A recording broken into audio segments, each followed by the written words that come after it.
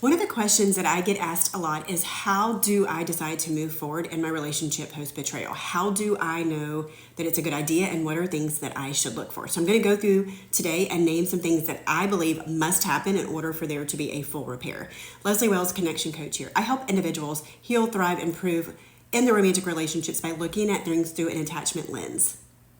One of the things that inevitably comes my way a lot is betrayal, because it's a huge attachment rupture in relationships, and people who have unhealed attachment wounds and trauma oftentimes will find themselves in these situations. And so that comes to me a lot.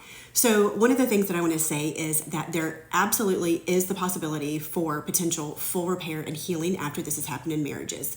I see people all the time that do their work, they repair, they heal, and they have a much better marriage than they ever had before. And sometimes better than people that have never been through this, because it just sort of changes everything and you're rebuilding your entire marriage from the ground up. And so it's built on a much firmer, stronger foundation than maybe it had been originally. And you also have two people that are now fully healed from whatever wounds they carried into the relationship. So you're starting from a place of true healing versus two people who are very broken, or at least one of them who is very broken, who actually stepped out of the marriage in the first place.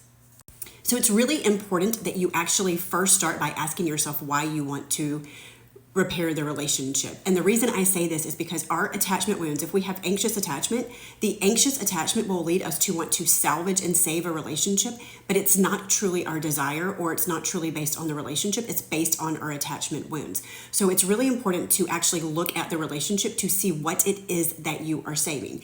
And you may have things that maybe it was a terrible relationship and it's not really a relationship worth saving, but your faith perspective, or you have children involved, or you've already built a life together of a lot of longevity, maybe those are reasons that you want to repair from the ground up, and that's okay too. But I still think it's important that you identify whether it's actually the relationship that you're wanting to save, whether it was an amazing relationship that maybe had this one thing come into it, or if it's your actual anxious attachment that is causing you to want to salvage the marriage. And the reason that matters is because if it's your anxious attachment, you're still going to need to do these things and do your own healing so that you can make sure that you uphold these things moving forward in the repair process.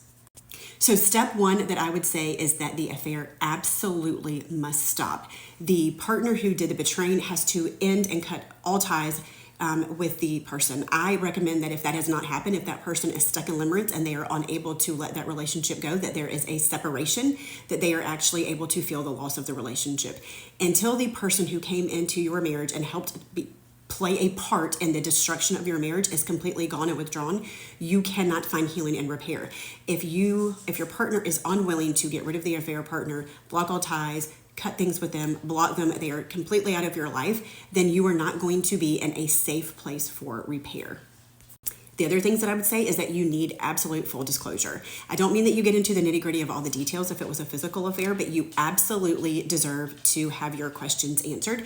That develops intimacy, safety, trust. It shows transparency, which is something that you did not get in your marriage when you were being deceived, lied to, manipulated, gaslit, all of those things when your reality was skewed. So it is absolutely crucial that the partner who did the betraying gives full transparency and full disclosure as to the what's, whens, how's, why's, all the things that are going to be important, because the person who was betrayed is going to be putting all of these pieces together in their mind, trying to make sense of it. So it's absolutely necessary that you start the new marriage over, building from the ground up based on transparency and truth.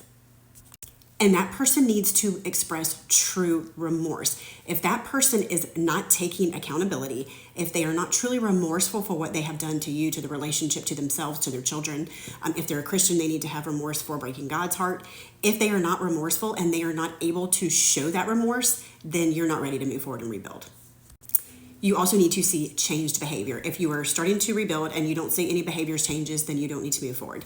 In order to rebuild, there has to be changed behavior. And part of those things look like empathy and validation. Whether or not they agree with your feelings, they need to be able to sit in your feelings with you, and they need to be able to validate and reassure you. They need to be able to come across with empathy. Now, a lot of the people that I work with are dismissive, avoidant clients, and a lot of times that's how they got into these situations in the first place, by not healing those attachment wounds. And so it's absolutely crucial, if you are a DA, hear me when I say this, you better learn how to do reassurance, empathy, and validation. These are all tools that you should have learned to be able to have a healthy relationship in the beginning. But at this point, if you're going to repair and save your marriage, they're a must. There's no question. You're going to have to start to do your work as a DA to get in touch with these things to be able to show up and create safety for your partner. And this empathy and this validation and this reassurance is going to be ongoing. You're going to do this for many, many, many months. You could do this for several years, but you're going to have to do it repeatedly, and you're going to have the capacity to be able to do it. Next thing is, this kind of goes back to the transparency thing and full disclosure, but there's absolutely no more secrets. There's no more secrets in your marriage. You're not just giving honesty, you're giving full transparency, and there's a difference there. Honesty means that you're giving the information, you're answering the questions when they're given to you. Transparency means that you are offering all of the information unprovoked as much as you possibly can. So honesty looks like, hey, yes, I went to the bar to go shoot pool with my friends after work today. Transparency looks like, hey, I'm going to the bar after work to shoot pool with my friends. It's the one directly across the street. The name of it's this. These are the coworkers that are going. This is what time I plan on being home. And if I'm going to run late, I'm going to call you. Ask any questions that you need to. Big difference there. But there's no more secrets. And I would add farther that not only is there secrets, there's a plethora of information open to the other person. And so at this point in time, it is safety over your privacy. That means that you have locations on. That means that you have open access to each other's phones. That means that there's nothing hidden. If you are married, you have agreed to be one. You share your lives together. There should not be secrets to begin with.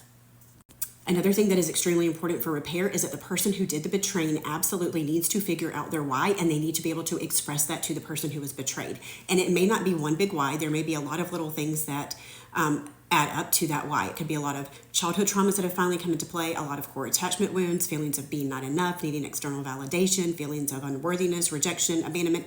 Whatever it is, you need to establish your why so that you can heal those broken parts of you, so that you will not go into unhealthy coping mechanisms going forward that are similar in some way, because that's what an affair is. It's an unhealthy coping mechanism to avoid, to numb, to escape pain.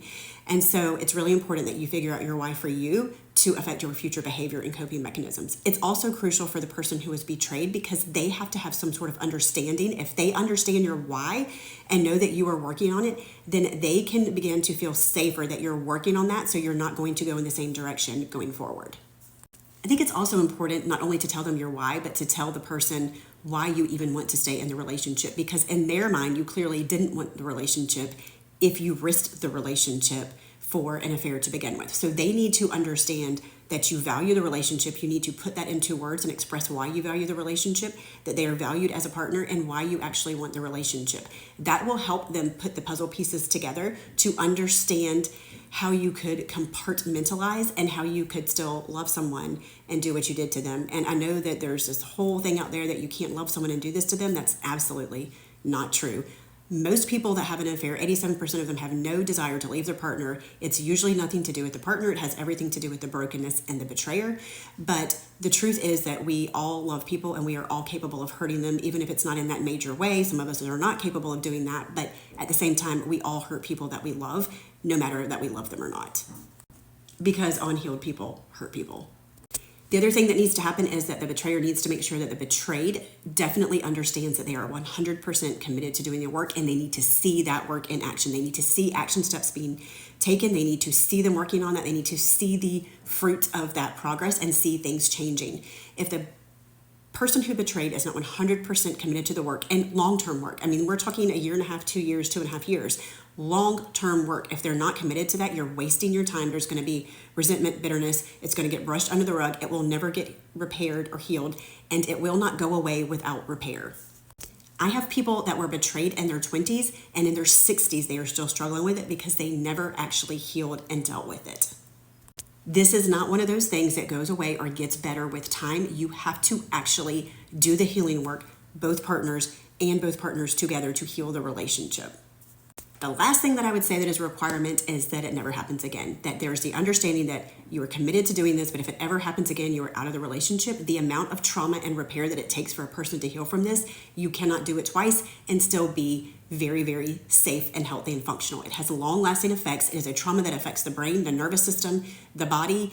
It physiologically changes you. It structurally changes you. It is not something that a person should ever walk through twice. And so what I tell people when they're repairing is you allow one time. If it happens again, you're done. So those are the things that I believe personally are crucial to be able to repair from betrayal in a marriage. And these are the things that need to happen.